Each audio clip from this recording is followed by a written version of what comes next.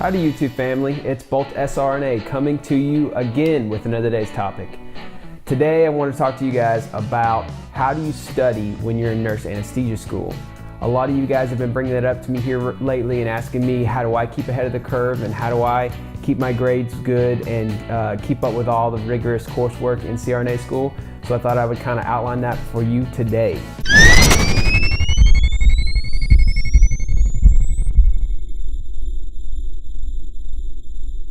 Many of you are already nurses, so you already went through nursing school, you already kind of know how to study. To get through your BSN, you're definitely going to have some pretty solid studying skills down. Some of you may have had to work pretty hard in your BSN program.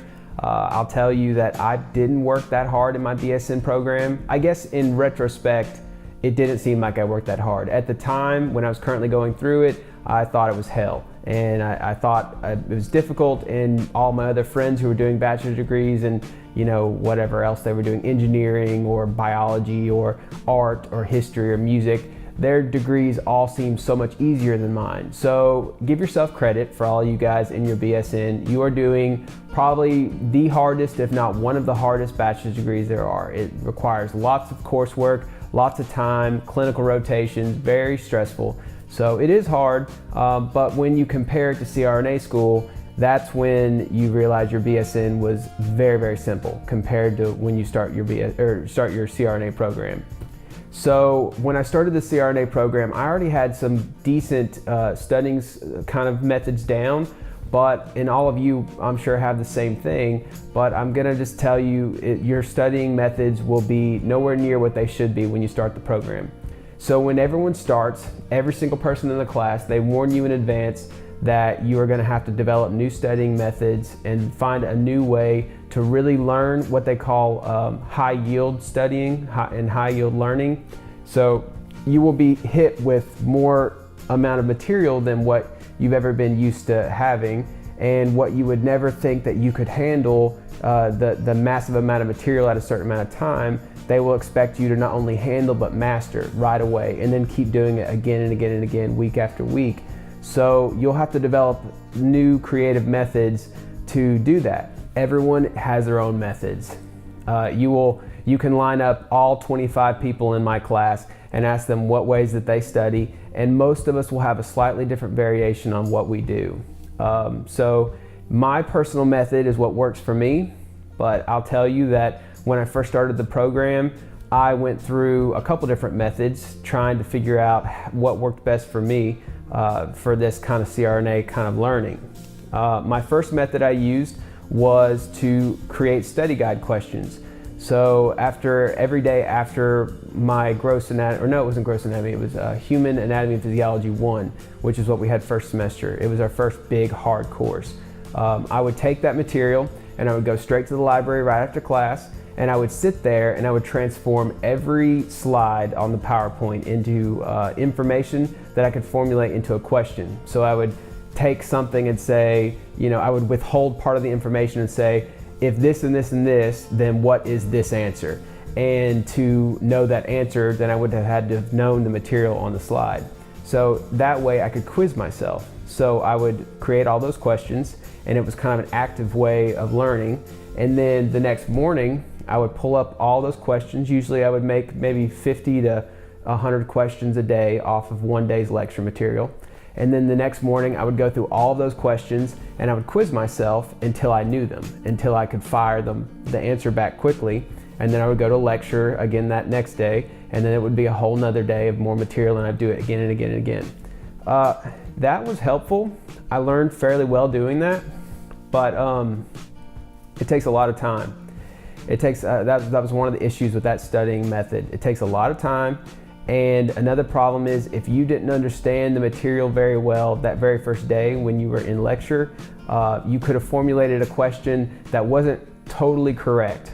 And so if you formulate a question like a study guide question off the initial material when you just learned it, and you formulate it a little bit off, like the material wasn't quite, the question you asked wasn't quite the correct way the teacher's probably wanting you to apply the information, then you're actually studying information that's not correct, not totally correct, and then when you get on the test, you'll find out you'll answer the question slightly wrong and you get it wrong. So that can hinder you if you use that method. If you really enjoy that kind of method and that works for you, Quizlet is a good website to use. It's also an app that you can download on your iPhone, and there are a lot of students who use that app, and it's a good way just to kind of quiz yourself. Quizlet creates questions in different formats like flashcards and stuff, so you can ask yourself the question and then you can plug in the correct answer and you can quiz yourself, and you can actually share it with your friends. So if you make up a good set of quiz note cards and you want to share it with your classmates, you can do that, and a lot of people do that. So like I said, first semester of CRNA school, I mostly used the quiz method. It was time consuming, but we only really had one very difficult course at a time first semester because they eased us in. So I could dedicate a lot of my time and energy doing those review questions and keeping ahead of the game with that. Where I ran into trouble is when we started second semester. Second semester, they weren't easing us in anymore. Suddenly they were throwing multiple difficult courses at us at a time, and there was no way that I could dedicate the amount of time that it takes to create study guides and quiz questions for every single PowerPoint slide on the material. I realized this is not a method that's going to be helpful for me, and also, like I mentioned before, the information got very complex in second semester. And since I didn't have a good baseline of knowledge on any of the information anymore, it was new anesthesia stuff, it was very hard to understand the material right away so that I could formulate questions that made sense. So sometimes I would find myself making questions, and I would ask myself those questions and I would learn them like that. And then when I got closer towards the end of the chapter, or once we had learned it a couple weeks in a row, I would realize the question that I formulated wasn't really correct all the way. So I would have to scratch those questions and restart again. So it wasn't as helpful to me in second semester, and I stopped doing it. Second semester, I started to handwrite like an outline of all of the notes from class. So what we would do is most of the teachers give you your PowerPoint slides, and they have notes in their slides, and then you all go to lecture, and then you listen to their lecture on the PowerPoint, and then you take notes and do whatever you need to do to remember the material. Then you go home, and what I started doing second semester is I would just go through every PowerPoint slide and pretty much rewrite it. I would outline it and put a bullet point with a heading, and then I would put dashes and the different things that made sense underneath that bullet point, and I would create an outline. So I would essentially rewrite everything that the professor wrote. Now, that also was very time consuming, because when you have 5 classes in the spring semester and 4 of them are hard lecture classes that have lots of material, and the PowerPoint slides may be 200 slides a day, and it may be very complex material, and then the teacher may tell you, go home and on top of the 200 slides we talked about today, there's another 100 slides and 100 pages in this book I want you to read, and that's got more information about this, and then there's an online module that's for boards to prepare you for boards, and it's going to have a whole lot of extra information. It's going to break down what we learned in class today. It's going to go even farther and deeper, a step farther than what we learned today, and learn all of that. So it just became very overwhelming. And to write all of it down as an outline, I was just writing until I had calluses on my hands, and it got to the point where I just couldn't keep up with it. And I had some trouble in at least one of my classes in spring semester, because it was very difficult just to get all of this writing down, to write my notes out, to outline everything that I needed to do. It was a fairly effective way of studying, but again, it was just too time consuming. You're looking for the most high yield way to learn in CRNA school, and if you're doing methods that take a long time, there's only so many hours in a day, and you might literally spend 80 to 90 hours that week just trying to study. So you have to find a way that's most effective for you.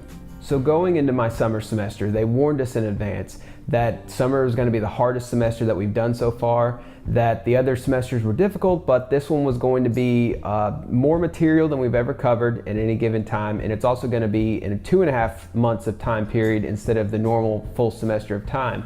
So they warned us that we're going to have to really make sure that we're using the most effective studying ways that we can, and to not ever let a single day get ahead of you, because if you let a single day get ahead of you and you don't keep on top of it, it can snowball and you can fail out. So they advised us to use this new software. It was called Sonocent. And they waived the fee for us for this one semester. I don't know if the university negotiated something with this software company, or maybe they paid for the service for all of us for this one semester. But they told us if we wanted to continue using it after that semester, then we would have to pay for it ourselves. And it's like $100 a year or something like that. It's not extremely cheap. But essentially what it is you use a recording device in class. And while the teacher is lecturing, it keeps along with the PowerPoint slides, and it color codes the audio based off what you want it to look like. So what I mean by that is while Dr. Foster is saying his lecture on the local anesthetic PKA, if I'm not understanding what he's talking about, and I know that this content is very complicated and I have to go back and listen to this later, I can highlight it red. The audio that he's speaking at that time, I can highlight it red so that later I can go back and look directly at that time period. If he begins talking about how his grandma had a local anesthetic in a surgery one time, and I know that that's not going to be on the test, and that's kind of an anecdotal story he's saying to kind of tie it in for us to understand local anesthetics, I can highlight that a special teal blue color so that lets me know, don't waste my time re-listening to this part of the audio or learning any of this, because this won't be on the test. And sometimes the teachers will flat out say, like, this is context for you to understand the information, I'm not going to test you on this. Or they'll say, this is a research article that's not been proven yet, I'm giving you this article so that you understand what's going on in the science world around this, but I'm not going to test you on concepts that are not proven research yet. So you can highlight that blue or teal, whatever color you choose that indicates to you, don't waste time on this information. So anyway, it essentially lets you color code the audio of the lecture as they're speaking it, so that when you go home, and that's what I did, is I would record it. I bought one of these, which I record with this. I'm not recording YouTube with it, my YouTube video with it now, but this is handy. It's a Blue Snowball mic. It's pretty high quality audio, and you can buy this, I think it's $60. I bought it. You can use it in class. It picks up from a long distance, so the teacher can be you can be in a big lecture hall, the teacher can be 60 feet away from you, and you can have 5 rows of people in front of you, and this audio will still pick up the professor speaking.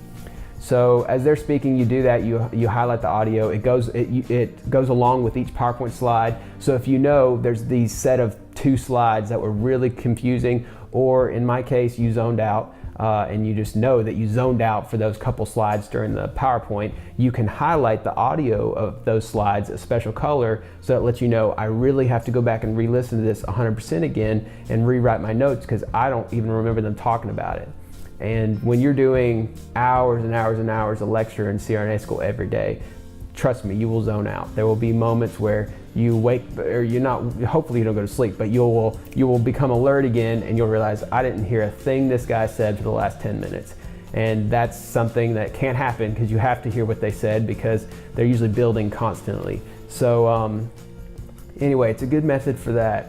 So once I got home every day after lecture, I would re-listen to the lecture again, but I would skip off the parts that were not necessary, the parts that felt like it was filler or it was information that I wasn't going to be tested on. I would skip over that parts, or the parts that I knew were really complicated, I would listen to them a couple times until I really understood what they were talking about.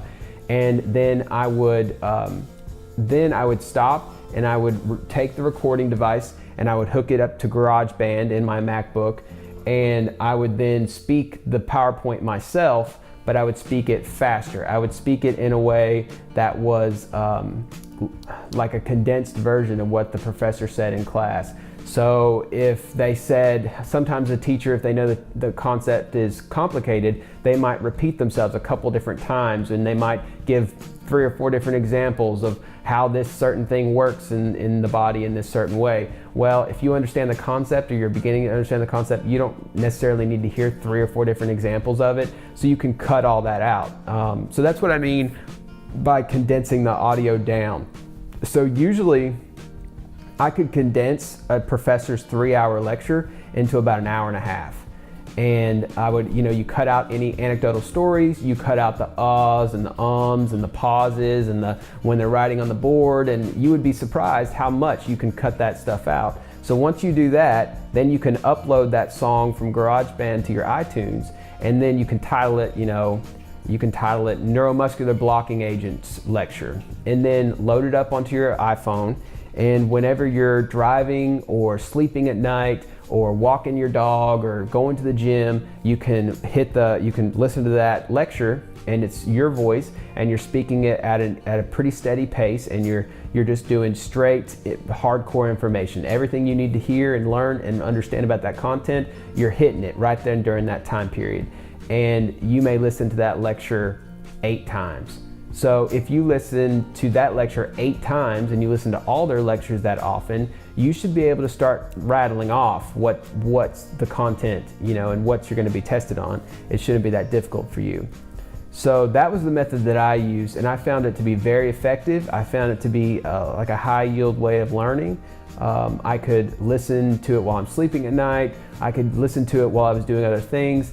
And in CRNA school, you'll find that there has to be some way, whether you keep notes with you and just look at them all day, there will be, the only way that you'll keep ahead of the game is if you just completely satiate your whole life in CRNA school information and notes. You'll be listening to lectures while you're driving, you'll be having people quiz you over dinner. That will be your life if you're gonna stay passing in CRNA school. All right, guys, so that is the way that I study, and that's the way I keep ahead of the game with CRNA school. If that sounds like an interesting way to study, let me know. And I also would like to know kind of what your ways of studying are. If you guys have learned a more effective way, maybe I could try that out. Let me know in the comments below. And that's Bolt out.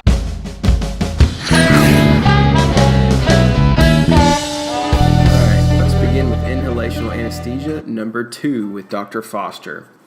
So ether's properties. Ether's properties are highly flammable. They are pungent and are irritating to tissues. They cause excessive secretions. Patients have a slow recovery time from ether. And so when they were trying to figure out how they can improve ether as an anesthetic agent, they decided to add halogen atoms to it, because anytime you add halogen to a compound, to an anesthetic, it makes it